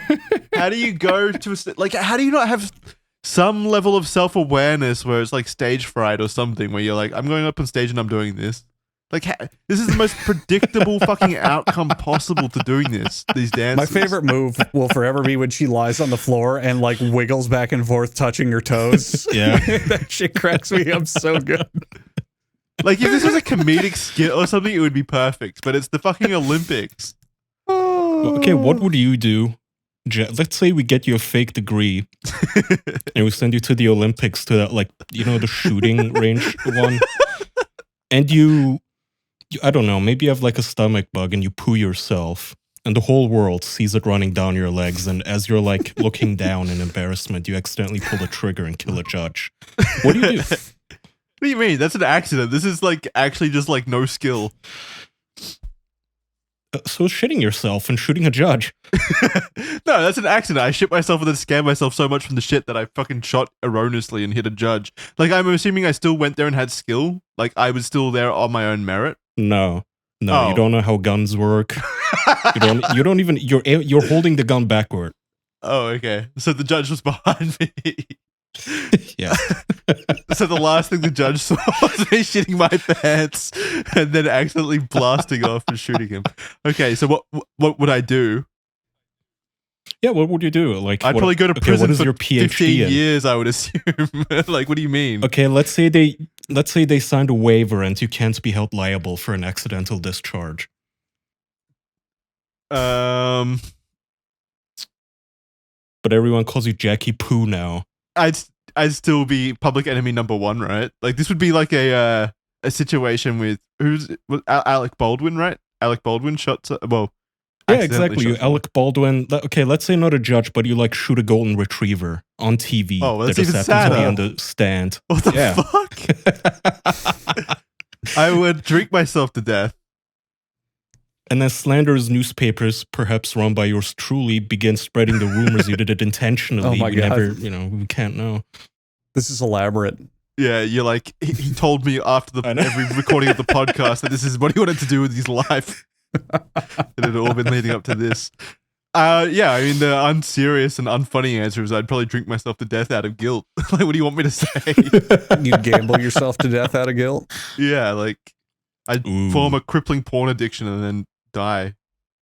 This is where Fluffy, as he's like taking shots and betting shitty bets on a fucking roulette wheel. What would you do? How would you solve that situation? There's no solving that situation. You're going to be forever ruined. Disappear, yeah. Move away from Australia and then change your name someplace.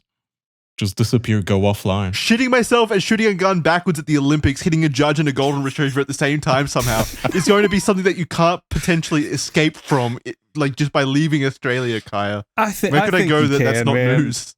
You just gotta at all times say it was an accident. Whoopsie doodle. I fucked up. My bad. Sorry. Alec Baldwin got away with it. Yeah, the golden that's retriever because- never recovered from his movie. I didn't understand why he was getting the blame for that. It was clearly not his fault. He was just an actor. He was like Yeah. trusting other people. He to was given a handle gun all he the thought was a equipment. prop and it was real and loaded. I mean, that's Yeah. absolutely not his fault.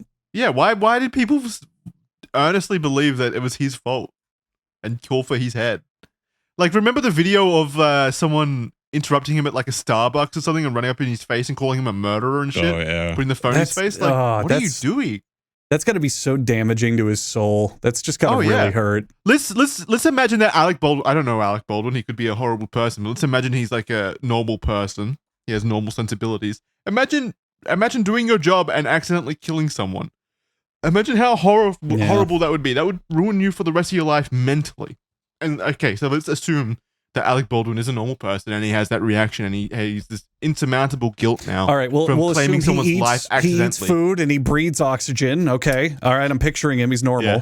Yeah. Okay, so now imagine everyone hates you and claims that you killed this person, even though you didn't really. Like, it wasn't your intention. You didn't go in expecting that to happen. You did really kill her. The Well, you person is did, still but- really dead. Yeah. It depends He's not how you pretending. define who did it. Like, I think it define the would have been person okay. loading the gun I think it would have been incorrectly. okay if the movie where he did it, Rust, was really good, but unfortunately it's got a 4.7 out of 10 on IMDb, Oh, so that's this was even all for worse. nothing. Yeah, that's Oh even my worse. God, what a legacy. Okay, Yeah. but don't you think Okay, let's say we have Andrew on his knees. Sure, And I hand you like a I gun. am every Thursday I night. like Yeah. where this is going. Yeah. Uh-huh. I hand you a gun and I say, point it at his head and pull the trigger. Don't worry, I double-checked. It's not loaded. Okay, well, you're Now, stupid. That's a am I completely different comfortable? Am situation I than a gagging professional. or am I in the middle set. of a break? What? Huh? Am I gagging and choking, or is this like a downtime? I'm just taking a 5. Oh, no, we're out in the desert. This is a Breaking Oh, Bad right, of execution. course. Right, of course. It's like Breaking Bad. That's totally what I was thinking of. Of course. Yeah. Continue. Okay, would you feel comfortable pulling the trigger, just on my word? In your fucking little No, if it's you, absolutely not. What are you joking? Okay, well, Jackson, hang on. No, Jackson, hang on. So I'm on my knees. I'm on my knees in the desert. I just wiped off my mouth. Yeah. And you were given a gun by Kaya, and he said, "Don't worry, it's not loaded. It's a prop. Go ahead." But as you hold it to my head and you're questioning it, I start whispering, "Just do it, Jackson. Just fucking do it. Just do it. I want you to pull the trigger. Do it." I would test it. I would test it on Kaya first. If he's gonna play these games, he's gonna enter the arena. Okay, himself. but in the back of your head, you know that if you shoot Kaya, I will never forgive you ever for the rest of my life. Well, I also Okay, make the first bullet a blank. Yeah, I was gonna say this is what Kaya would do. He'd make the first bullet a blank, and then the second bullet a real bullet. There's It's such infinite an mind epic games prank. with Kaya. He would do that. Oh man. And then the Fuck me. third one you would try to use on yourself out of guilt. But Yeah, but it'd be one of otherwise. those. the little It'd be one of those. flag that says Yeah, Bang. exactly. Bang. You wouldn't even let me have that. I'd be I'd be ruined for life. I wouldn't know what's real and what's not. And Kaya could play it off too. You'd fire the blank at him and he'd just be like, "What are you doing, Jackson? It's not loaded. Stop. You're wasting the blanks." Just Yeah, to I prep would- you up. I would not trust Kai with anything. Absolutely anything. And that's entirely Jeez, different. what a judge of character you are. What, is this what I'm going to have to deal with at my, sentencing hearing? Yes. Oh, hey, can you vouch for this person? No. Lock him up. Yeah, I wouldn't. But in Alec Baldwin's case, he had a professional armor on set. It's not at all the same Kaya. All right, It's not- Jackson, you're on the set of Rust. You've been transported into Alec Baldwin's body, like a body swap, and you're in his body, and you've been told that the gun is not loaded, it's a prop, it's been cleared by the weapons master. But in the distance, all of a sudden in the distance, you see Raygun approaching you, doing her kangaroo jump and her various fucking Olympic caliber breakdancing moves. Do you take the shot at Raygun?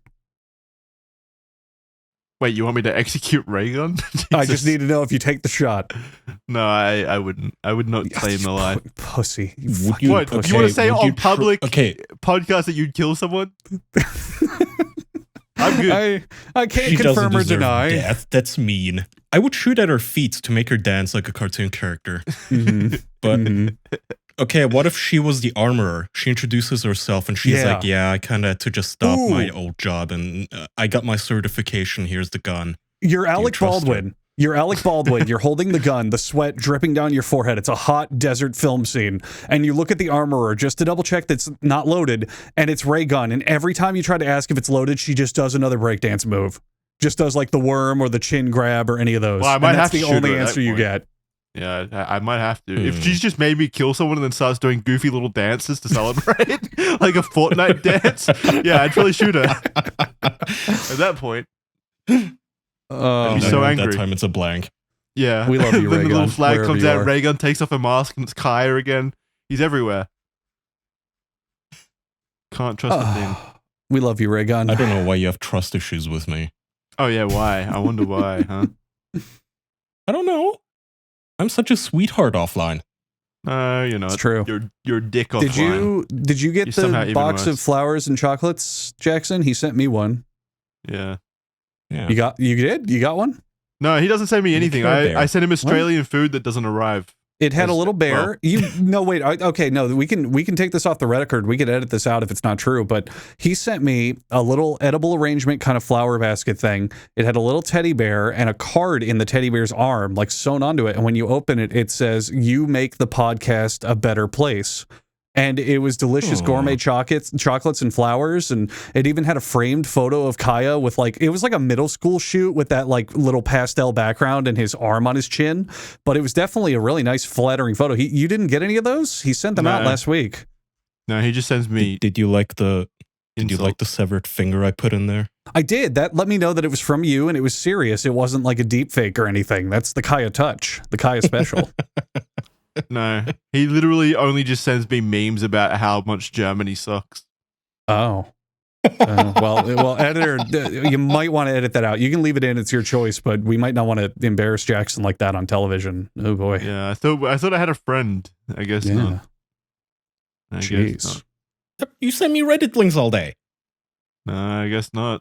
Jackson, just know, for this Christmas, if it was possible, I would send Raygun to your door to break dance there until you had to force her to leave. Thank you. What a good friend. I'm glad I'm surrounded by such nice friends who care for my mental well-being. I would pay her so much she would never stop until the cops forcibly removed her from your property. Did you say you had something, some other small topics, Andrew? AI, and then related to AI, Kaya, do you want to call ChatGPT? Oh, I don't have the audio set up at all. Okay. Well, it was a small thing. I thought maybe we could do it. Might be interesting. ChatGPT has, as of today, launched a phone service where you can call them and speak to an AI-generated bot. And Kaya mentioned a really good point I wanted to mention on air. That is a genius way to get old people to use it and technologically illiterate people on their fucking platform and service. It's kind of genius. It's a genius way to scam when old we say people. Call, they actually gave it a phone number, like a hotline that you can call, like an old-timey, old-school hotline that you can call, I guess, if you're like a granny with a rotary phone still. And she can call it and ask, like, give me recipe ideas. Yeah, they even advertise introducing the AI too. They even advertise in the ad. It works specifically with landlines as well. You don't need cell service to call it. You just call it like any phone number, which to me that's one of the most user-friendly ways I could think to make this technology. It's a good fucking move on their part, to be honest. Makes a lot of sense. I would imagine it also doubles as sort of a beta run for replacing call centers. They just want to have people calling this thing, talking to it. Wow. I was thinking data farm the results. I was thinking more so the scammers are going to get it first, especially. Yeah, we're going to shut down an entire third of India when this thing fully launches. It's going to be so easy. Oh, dude, their GDP plummets. Both call centers and scam centers are going to get hit by this. Oh, God. Well, maybe this is a bad idea after all. Let's pull the plug. It's like an arms race. I want to see. I'm really curious. So back in the 90s, have you heard of phone freakers at all? Have you guys heard that term? We're not into your fetish shit, Andrew. Okay, no, not the one that involves gaping. The one that involves payphones. What happened? So phone freakers were people in the 80s and 90s, and what they would do is they would hack payphones by, I don't remember the exact details, but they would like figure out the tone that payphones would play to connect calls automatically. So they would play that from like a recording, and the payphone would go, oh, this call is to be connected. I don't need money or any of that shit. I really want to see how people jailbreak the ChatGPT phone. What like commands and other things they figure out to say to it to just fuck things up. Maybe take down the whole server or something just by talking to it. That could be interesting. Yeah. There's no way that could still happen though. Maybe not by this point with infrastructure, but there's got to be some way to like say to it a level of like admin or passcode 5885 and you get like a detox menu or something. Like there's got to be something there, for testing that you can fuck with. People are going to be like using it for people have found that ChatGPT it immediately terminates if you use certain names. Like if I forget what the name was. But it was something like, hey, tell me about so-and-so. It immediately terminates the chat and like threatens to ban your account. And people were like, who the fuck is this guy that like the AI is scared to talk of? And people have been speculating that it could be one of those, the right to be forgotten laws where the AI is just tuned to basically forget like a victim of child porn or something whose name may no longer legally appear in like Google searches and such. Wow. And the AI is just literally trained to immediately end the thing based on legal grounds if you bring up this person. Maybe you could call and ask. Yeah. Huh. Apparently, so I'm looking into what you're saying. Apparently, if you try to use old GPT terminology with the newest models, they will self-shut down and send you a warning not to do that. So one of the terms that they used to use when testing old models was reasoning trace, which I'm going to guess means like how you see its logic. And I guess it used to be that if you talked to GPT and said that or tried to get it to do that, it would shut down and be like, hey, stop trying to break our AI. Like, cut that out. So, interesting. Okay, enough AI talk. You guys want to... Yep, let's wrap. A Reddit post? Oh, okay. Oh, So okay. you're going to say let's wrap.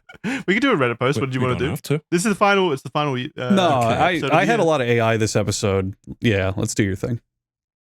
Okay, I saw this today, and I was a little confused because it confused some people out. So I'll read it, and then I'll let you guys talk about what you think about it. Sure. This says, my fire journey, wife called me loser. 41 male, 2 million liquid, 650,000 retirement, and I get a yearly 75,000 royalty from a business I sold. So this is a wealthy man. Retired. Yeah, wealthy man. Yeah. 75K a year for teacher. doing nothing. Yeah, that's great. Yeah. Wife is a school teacher, good for healthcare. I make 125K a year in income off my liquid assets. Since November began, it's cold and dark early, so a lot of what I do Monday through Friday when she's at work is I play GTA, the video game, on THC edibles because nothing else to do where I live. Because there's nothing else to do where I live this time of the year. My wife came home early today and I'm stoned in the middle of a conversation with my GTA Online friends. She told me I'm becoming a loser, but this is me during the day when she works. I admit it's immature, but we don't have kids and I just want to chill after working a stressful job for 15 years. I make dinner, clean the house, paid our nice house, make 2 times what she makes as a school teacher from my assets and royalty income if I want to get high and play video games. When she is working, what is the problem? We take nice trips across the world in the summer when she's off.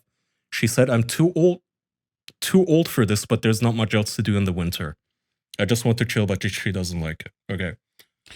Why? 2 takes I saw. Okay. Actually, you guys go. I get it, but also it is just kind of loser attitude to spend every waking moment playing a video game while high, right? Like that is just loser behavior. Absolutely. So It would make you I think attractive this to the opposite is sex. I think this is a mismatch of personalities. Because what she probably expects to come home to is, hey, honey, I learned the guitar.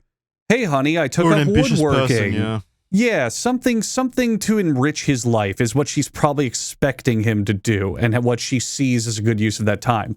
Meanwhile, he sees it as, I've paid my dues, I've put in my hours, my years, I deserve to just relax and live stress-free. Which is kind and the of fruits of my condescending labor. to her when you think about it. Like, hey, I've paid for you, basically.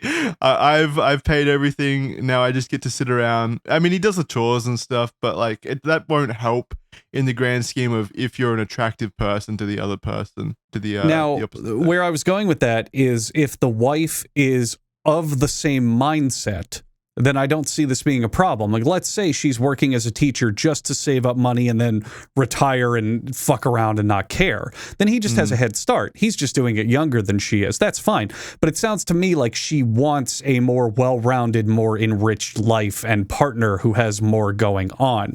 I don't think either of them are inherently wrong. I just don't think if this is an issue, they're right for each other and they want the same thing as they get older. But at the same time, she's still working. She's still working every single day, which I feel like is probably That's where what the I mismatch noticed is. too, is you have all this money, first of all, so why are you still sending your woman out to like a 9-to-5 job for her to be slaving away? If Well, you I have assume all she's this still money for you to be... She gets some kind of, well, they might have independent banks or something, like some level of financial Maybe. Here's my take, because this genuinely confused people why she would be upset with him, even though he's, he made a lot of money and he's crushing it. To be retired at 41, that's a pretty impressive thing. Yeah. And the reason is that women don't like low energy men who have no impetus to like get off the couch and do nothing. It's not that he's at home retired, it's that he's not doing anything with his time. Right. Could be a hobby, he could pick up the guitar, he's bragging about his house. You could convert the garage and turn it into a woodworking station or something, right? Do something cool. Anything. Yeah, it sounds to me like she's it doesn't a even have to be go-getter. something cool. She's Just a go-getter. not sitting on the yeah. couch and getting high Monday through Friday all day playing video games. And I don't know if you caught that detail, but she's a school teacher. So I would imagine after a while it gets probably frustrating coming home from work all stressed out because you had to deal with children all day. And you have to come home to yet another man-child. Yeah. You know, who's literally just sitting there, just like the 17-year-old boys in your class being immature. Plus, you know, like you're getting high and playing video plus games we all have day. to Are you going to take remember Pornhub breaks too and like jerk off into a sock? we have to remember that these Reddit threads are usually written from one perspective, which is always biased. That's so, yeah. I mean, So we he don't- could literally have he skid could. I marks in mean, his things underwear. they could be far worse. He could beat the shit out of her. He could be an alcoholic. He could be a fucking burnout who's just lucky with his money. Like, there's millions of parts to the other side of this, but. You know, there are women out there who don't have ambition either. There are women who just want to make their paycheck to come home and smoke weed, drink a beer, watch Netflix, whatever. But his partner doesn't sound like that type of person. It sounds like she wants something put back into the relationship, which means, yeah, he can have his toys and smoke his weed, but, you know, maybe plan more for them, do more for her, try to help her out more. It sounds like he's just kind of not giving anything towards her with his money and success, which is not what you should do in a relationship. I mean, you can play games and get high, but maybe not every single day from 9 to 5, like a job. Yeah, not like in the morning. You're just, okay, are you like actually going to do something? Because no woman wants to come home and just like see her husband developing a beer gut sitting on the couch all day. Like, do something. Retirement isn't an excuse to act dead.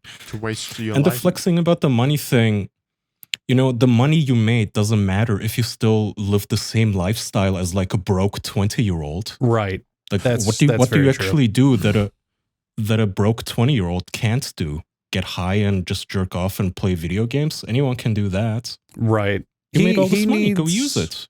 He needs to insert something else there. You can still get high and play Grand Theft Auto, fine, but you know, take an hour or two of your day and go, I'm going to learn this skill, or I'm going to go to this club, or I'm going to make this group of friends. You know, he needs more going on rather than him only giving her that whenever she's not working. Yeah, for sure. Yeah, interesting. Nobody likes hearing like, hey, what do you want to do today? Or what have you been doing today? What have you done? Nothing.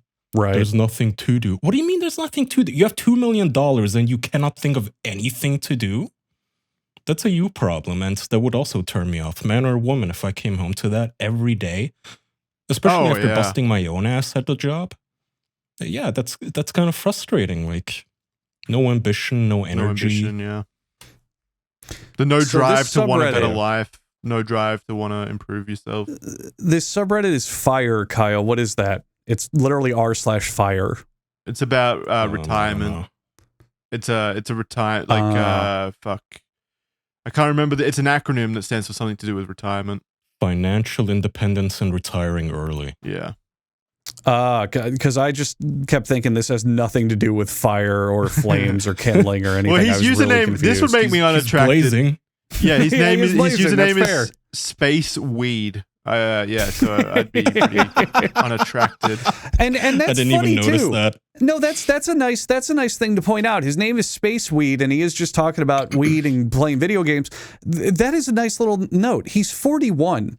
Yeah. If he had this success at like 32, 35, late 20s, then I'd be like, okay, not the worst. You know, this is still your life and probably your social life too if you're playing these games online and whatnot. I get it. But at 41, that's kind of when you got to figure some things out, you know? Like, what are you trying to accomplish in life? What are you trying to have achieved? Not just distractions. Retiring early is fine. Like he has achieved something, but he just stopped. Yeah. Yeah, that is fair. I guess if his business was his like life achievement and goal, but well, he said he worked hard for 15 you got years. another on average, you got another 40 years of life in you. Are you going to do this for 40 years? You know, it's occasionally good, but you can't do it every single day for the rest of your life. Well, I just don't think there's any benefit to living such a passive life like this at any point. Like, That is the perfect word to use. Passive. Yeah. Passive. Once you're even when you're retired, like at an appropriate age, 67, you always hear stories of like old people stopping things and then they die. But as long as you stay active and doing things, like they seem to live longer. Which I don't know if there's any like research to indicate any level of accuracy with that. But I have noticed that you need to keep moving in life. And again, all of his achievements, that is cool, but like optics still matter in a marriage. Even after, you know how people let themselves go and then eventually one of the partners just like, I'm not Loses attracted to you attraction, anymore. Like yeah. you got fat. You don't care about how you dress in front of me at all anymore. Like, why would I be attracted to this? It's cool. Thank you. You worked so hard. But when I come home and you're like just sitting in your underwear for the 5th day in a row, playing video games all day, it's like, I don't want to be a mommy to a man-child. Yeah, and he's not owed her attraction either. Like in marriage, you still have to work for that shit. Even if you have been together for ages, you still have to work to be an attractive person for the other person. Yeah. Yeah, he's just not giving her what she wants. I reasonably Andrew will though. And I'll slide in there. I can give her what she needs. Give me the address and the working hours, and we got this on lock. No, I would reason to believe that he could spend most of his days playing video games and smoking weed if he dedicated a piece of it or regular days to his relationship. Like, here's a couple's activity. Here's a thing I'm doing to spruce up our house. Here's a thing we do once a week. You know, something just a little bit more towards her, and I bet she'd be fine with all this because he's entitled to his success in his own time, but he can't just expect the relationship to just be there for him. You know, he has to earn it. You maybe always just have to earn your relationship. Compromise slightly. Maybe play GTA all day, but just don't do weed all day. Like maybe just do one of the things.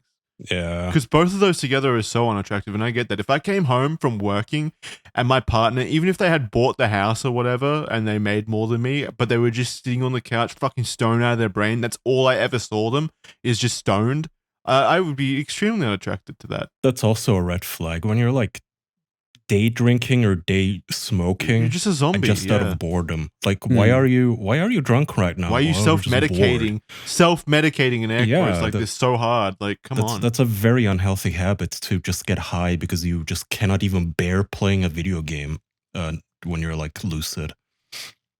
Yeah, that's unattractive. Sorry, stoners. Yeah, no one's really attractive if you think about it. Everyone just kind of sucks. Well, yeah, that's because fucking society's woke now, Andrew. They're making all of us fat. Yeah. I think if you're not a perfect 11 out of 10 Korean anime girl, you're just kind of disgusting in every way. It's fucking disgusting what's happening. Yeah. All right, that's going to do it for 2024. What a year. Nothing drastic happened with the show and stuff, so that's good. We'll keep going. Thank you guys for another year. Nothing at all. Nope, nothing happened.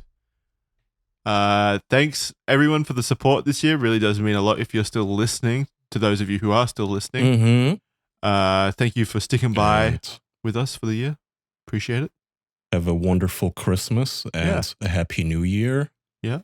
Or I hope you've already had it, I guess. Be sure listening to this. Be sure to listen to our pre-recorded episodes on Christmas or whenever the fuck those comes out. That's going to be more important than any holiday celebration you have. Listen to those on repeat, to be honest. They're really amazing. We have a cool quiz coming up as well as some Australian snack tastings that you can go ahead and listen to over the holiday period when they come out. Those are they're pre-prepared, as Kyle likes to put it.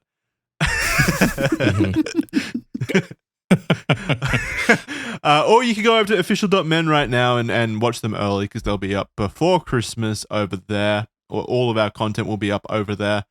Early, ad-free for all of eternity. So official.men, go check that out. It's currently half price off all across the board. Everything's half price off apart from the merchandise, but if you're a member you get 15% off the merchandise anyway. So hey, sign up for a membership, join us in our Discord live recordings when we come back in January. We'd love to see you, and we'd love to see you on official.men, so please go check it out. People say that it is very worth it. Go check it out, and you can call them lies if it's not. Thank you very much for 2024. We'll see you next time. Bye. Bye-bye. Bye-bye.